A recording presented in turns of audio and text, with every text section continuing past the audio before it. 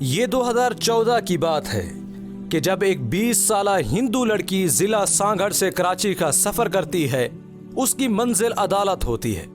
عدالت میں حاضر ہو کر کہتی ہے، میں خوشی سے اسلام قبول کرنا چاہتی ہوں، مجھے نہ کسی نے اغوا کیا ہے، نہ ورغلایا ہے، اور نہ کسی نے دھمکی دی ہے۔ میرے بھائیوں کو میرے ارادوں کا پتہ چل گیا ہے، وہ مجھے ہمارے ہندو پنچایت کمیٹی کے کہنے پر قتل کر دیں گے۔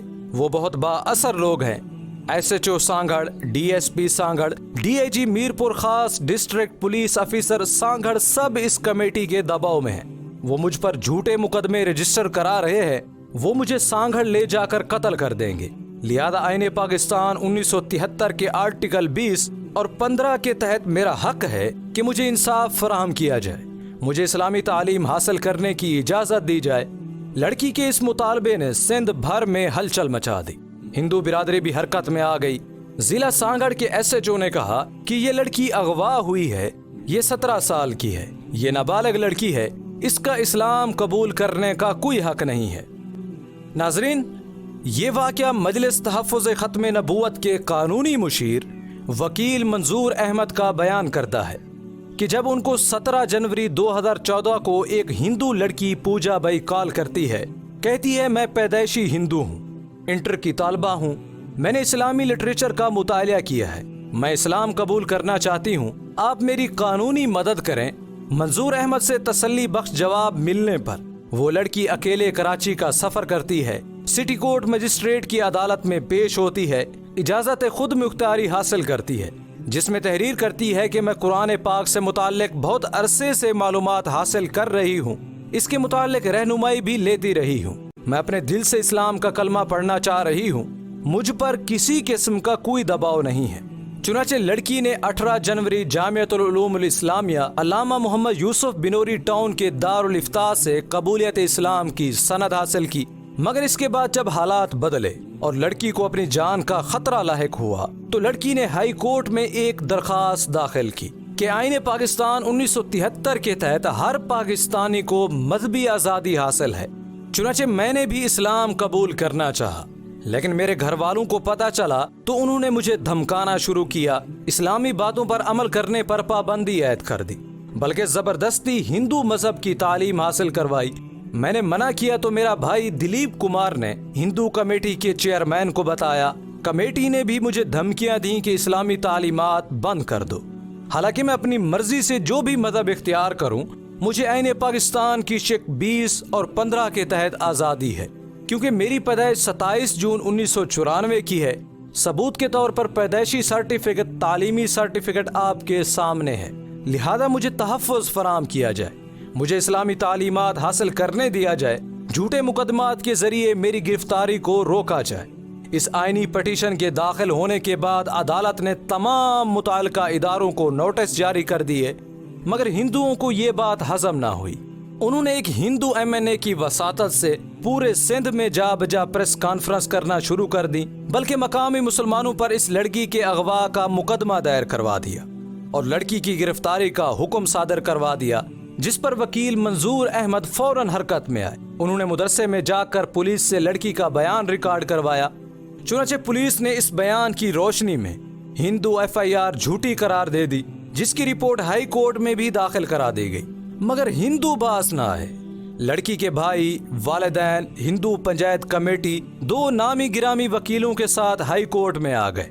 انہوں نے ہائی کورٹ میں اعتراض داخل کرا دیے کہ ایک تو یہ پٹیشن حیدرآباد میں داخل ہونی چاہیے تھی، دوسرا پٹیشن داخل کروانے والی نابالغ ہے کیونکہ لڑکی 1997 میں پیدا ہوئی، جو سرٹیفکیٹ لڑکی نے کورٹ میں پیش کیے ہیں اس کی عمر 20 سال ہے، وہ سب ڈسٹرکٹ ایجوکیشن ڈپارٹمنٹ نے کینسل کر دیے، لہذا 17 سال کی عمر میں اس کا کوئی حق نہیں ہے کہ وہ اسلام قبول کرے۔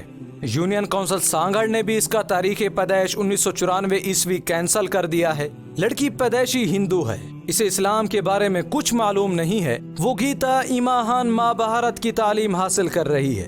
لڑکی نابالغ ہے، اسے اغوا کیا گیا ہے، اس کے ساتھ زنا کیا جا رہا ہے۔ اس مقدمے میں لڑکی سے زبردستی دستخط کروائے گئے ہیں۔ ہمارے ساتھ ڈی آئی جی میرپور خاص، ایس ایس پی سانگھڑ کی رپورٹ بھی موجود ہے۔ اس سب کے بعد 7 مئی 1914 کو ہائی کورٹ کے جج نے حکم دیا کہ لڑکی کو جرح کے لیے کورٹ میں پیش کیا جائے۔ چنانچہ 11 مئی 2014 کو صبح 9 بجے جسٹس شہاب سر کی عدالت قائم ہوئی۔ پوجا یعنی جو اب عائشہ بن چکی تھی، اس کا سارا خاندان، ہندو پنچایت کے لوگ، دیگر ہندو تنظیموں کے لوگ، اس کے دور دراز کے رشتہ دار تک سبھی لوگ صبح کے وقت ہی عدالت میں جمع ہو گئے۔ ناظرین، عائشہ کو صبح 9 بجے کے چند منٹ بعد پولیس کے مکمل تحفظ کے ساتھ کورٹ میں لایا گیا۔ منظور احمد نے ان سے پوچھا، کوئی پریشانی تو نہیں ہوئی؟ آج یہاں سے پوجا بن کر جاؤ گی یا عائشہ ہی رہو گی؟ عائشہ نے پرسکون لہجے میں کہا، الحمدللہ میں عائشہ ہی ہوں۔ اگر خدا نخواستہ آج میرے خاندان والوں نے مجھے مار دیا تو میرا جنازہ اور میری آخری رسومات مسلمان عقیدے کے مطابق ادا کی جائیں۔ اس کے بعد جج صاحب نے سب سے پہلے عائشہ کو اپنی ماں، بہن، بھائیوں سے ملاقات کرائی۔ اس کے بعد جرح شروع ہوئی۔ ہندوؤں نے لڑکی کو نابالغ اور 17 سال کا ثابت کرنے کے لیے ثبوت پیش کیے۔ کہا کہ نابالغ بچی کو اسلام قبول کرنے کا کوئی حق نہیں، جس کے جواب میں وکیل منظور احمد راجپوت نے دلیل کے انبار لگا دیے۔ فرمانے لگے، علی رضی اللہ تعالی عنہ نے 8 سال کی عمر میں اسلام قبول کیا۔ اسی طرح ایک یہودی بچہ جو حضور صلی اللہ علیہ وسلم کی خدمت کیا کرتا تھا، وہ بیمار ہو گیا۔ آپ صلی اللہ علیہ وسلم اس کی عیادت کے لیے اس کے گھر تشریف لے گئے، اس کے سرہانے بیٹھے۔ وہ بچہ اس دنیاوی زندگی میں چند لمحوں کا مہمان تھا۔ آپ صلی اللہ علیہ وسلم نے اس کو اسلام قبول کرنے کا کہا۔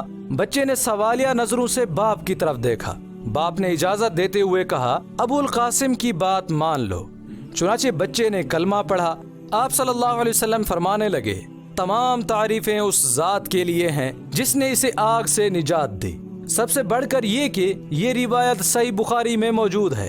اس کے علاوہ حضرت عبداللہ بن عباس رضی اللہ تعالی عنہ نے بھی اپنے باپ سے پہلے بچپن میں اسلام قبول کیا۔ اسی طرح ایک اور صحابی رضی اللہ تعالی عنہ جو اسلام قبول کرنے کے بعد مسجد حرام کے مؤذن بن گئے، انہوں نے بھی چھوٹی عمر میں اسلام قبول کیا۔ حضرت عبداللہ بن عمر بن العاص رضی اللہ تعالی عنہ بھی بچپن میں اسلام لائے۔ حضرت زبیر رضی اللہ تعالی عنہ بھی 8 برس کی عمر میں اسلام لائے۔ اس کے علاوہ پاکستان کے 1973 کے آئین میں بھی لکھا ہے کہ قرآن و سنت کے مقابلے میں کوئی قانون نہیں بنے گا، لہذا آئین کے مطابق عائشہ نے باہوش و حواس درست اسلام قبول کیا۔ اسلامی جمہوریہ پاکستان کے مطابق عائشہ کا قانونی حق ہے کہ اس کی مذہبی آزادی کی حفاظت کی جائے۔ 2 گھنٹے کی طویل بحث کے دوران عائشہ اپنے ماں باپ، بہن بھائی اور دیگر اہل خانہ کے ساتھ بیٹھی رہی۔ عدالت نے حکم دیا کہ 1 گھنٹے کے بعد دوبارہ سماعت ہوگی۔ ناظرین، اس دوران جج صاحب نے اپنے چیمبر میں عائشہ سے آدھے گھنٹے تک ملاقات کی۔ عائشہ واپس آئی تو منظور وکیل سے پانی طلب کیا۔ یہ سن کر اس کی ماں اور بھائی اس کو جوس اور پانی پیش کرنے لگے، جس پر عائشہ کہنے لگی، میں مسلمان ہوں، مسلمان کے ہاتھ سے ہی پانی پیوں گی۔ یہ سن کر عائشہ کی ماں واویلا کرنے لگی، جس کی وجہ سے اس کو کورٹ کے اہلکاروں نے تنبیہ بھی کی کہ یہ کمرہ عدالت ہے، اس کے تقدس کا خیال کیا جائے۔ آخرکار عدالت نے اپنا حکم جاری کیا۔ عمر کا تعین کرنا آئینی پٹیشن میں یا اس عدالت کے دائرہ اختیار میں نہیں۔ جو دستاویزات ہندو برادری نے پیش کیے وہ ہندو MNA کی طرف سے اپنے علاقے کے دباؤ کی بنیاد پر تیار کی گئی ہیں، لہذا اس بات سے قطع نظر کہ عائشہ کی عمر 17 سال ہے یا 20 سال ہے، یہ اس کا آئینی اور بنیادی حق ہے۔ جج صاحب نے اپنے حکم میں مزید تحریر کیا کہ میرے تمام اسلامی سوالوں کے جواب عائشہ نے اعتماد سے دیے۔ وہ دارالامان بھی نہیں جانا چاہتی کیونکہ وہ مدرسے میں خود کو محفوظ محسوس کرتی ہے۔ وہ اپنی مرضی سے بغیر کسی دباؤ کے اسلام قبول کر رہی ہے۔ عائشہ کے خاندان والوں کی طرف سے کوئی واقعہ پیش آیا تو سخت قانونی کارروائی کی جائے گی۔ چنانچہ اس طرح عائشہ کی کہانی تاریخ نے ثبت کر لی کہ جس پر ہر پاکستانی فخر محسوس کرے گا، مگر آج وہی پاکستان ہے کہ جس میں اسلام کی روح کو پامال کیا گیا۔ کافر بھی ایسا بل پاس نہیں کرتے جو پاکستانی اسمبلی میں پاس کر دیا گیا۔ یہ آئین، یہ بل ہر پاکستانی کے لیے سوالیہ نشان چھوڑ گیا ہے کہ کیا اسی مقصد کے لیے جمہوریہ اسلام پاکستان کی بنیاد رکھی گئی تھی؟ اسی مقصد کے لیے دریاؤں کا رنگ سرخ ہو گیا تھا؟ اسی مقصد کے لیے لاکھوں لوگوں نے اپنی جانوں کی قربانی پیش کی تھی؟ دعا ہے کہ اللہ تعالی ہمارے ملک پاکستان کی حفاظت فرمائے اور اسے ایک سچا اسلامی ملک بنائے۔ اس ویڈیو کے بارے میں کمنٹ سیکشن میں اپنی رائے کا اظہار ضرور کریں۔ امید کرتے ہیں کہ یہ ویڈیو آپ کے علم میں اضافے کا سبب بنی ہوگی۔ اگر یہ ویڈیو آپ کو اچھی لگی تو اسے لائک کریں اور شیئر بھی کر دیں۔ ملتے ہیں ایک نئے ویڈیو کے ساتھ، تب تک کے لیے اجازت دیں۔ السلام علیکم ورحمۃ اللہ وبرکاتہ۔